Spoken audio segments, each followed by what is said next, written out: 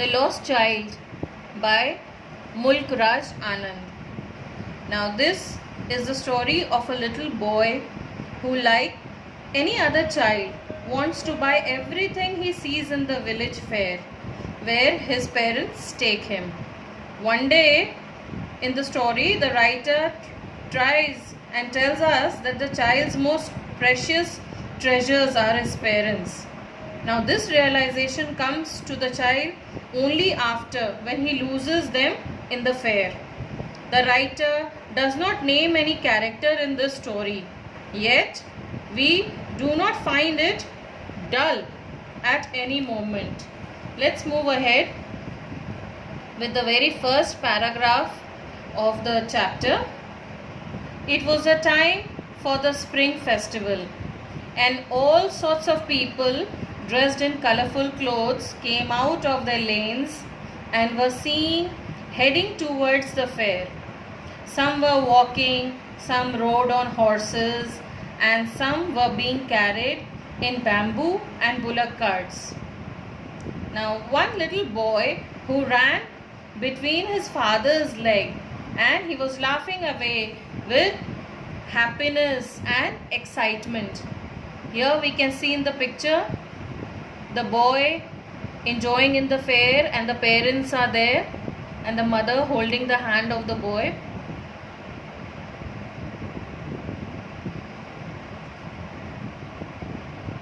Now when the child seemed to lag behind, the parents would call him and walk alongside.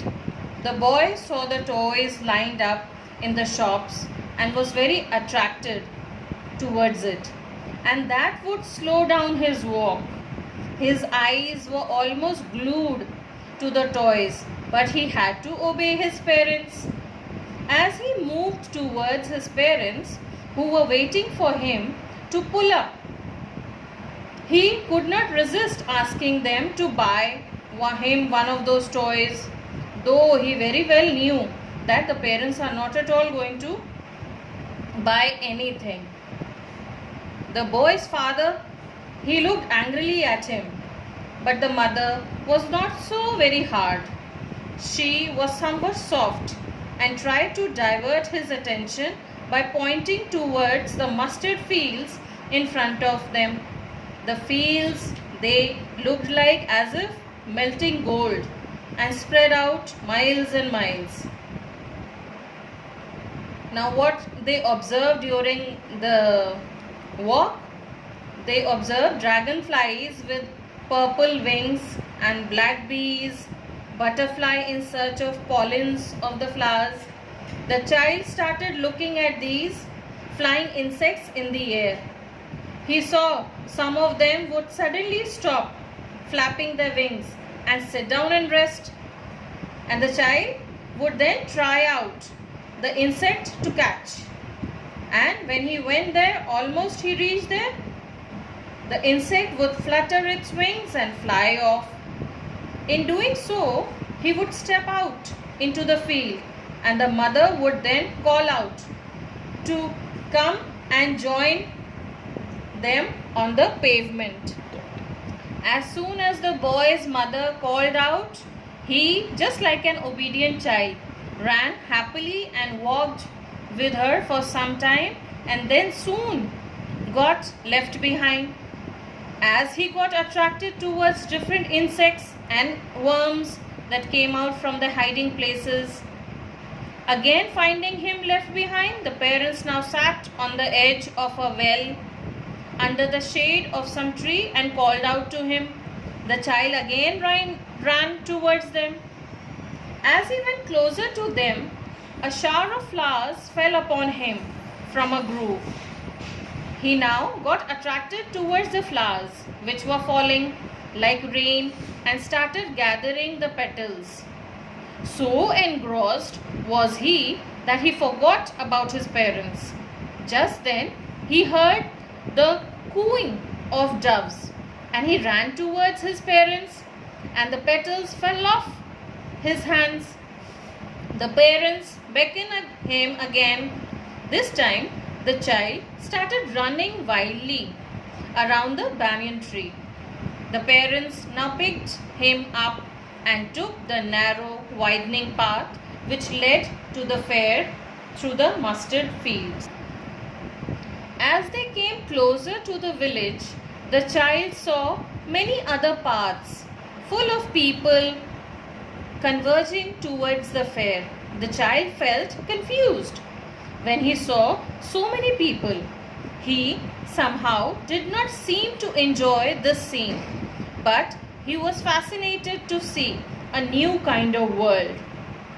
At the corner of the entrance, he saw sweetmeat shops selling gulab jamun, rasgulla, barfi, and jalebi. A big crowd of people gathered around the counter. The shopkeeper had decorated his sweets on the leaves of gold and silver. The child saw this and he was tempted to eat barfi. That was his favorite sweet. He slowly murmured that he wanted barfi, but then he knew his parents would not buy it and tell him that he was being greedy. So he walked on. As they moved on, the boy heard a flower seller trying to sell gardens. The seller was trying to sell garlands of gulmohar. The child felt attracted by the flower and went towards the basket where the seller had kept the heap of flowers. Now the child again murmured that he wanted the garland. Once again, he knew his wish would not be fulfilled because his parents would not buy the flowers, saying that they were cheap. Again, without waiting for an answer from his parents, he walked on. Now he saw a man standing with a pole on which hung all kind of balloons in different colors flying in the air. The child was attracted towards the colorful balloons and felt a strong desire to buy them all. Once again, he knew he could not get them because his parents would not buy him, saying he was too old to play with such toys. He walked on further. A little ahead, he saw a snake charmer who was playing his flute to a snake sitting coiled up in a basket. Its head was raised like a neck of a swan, as though it was enjoying the music which fell on its invisible ears. The child walked towards the snake charmer, but then he felt his parents would forbid him from hearing such coarse music, so he walked on.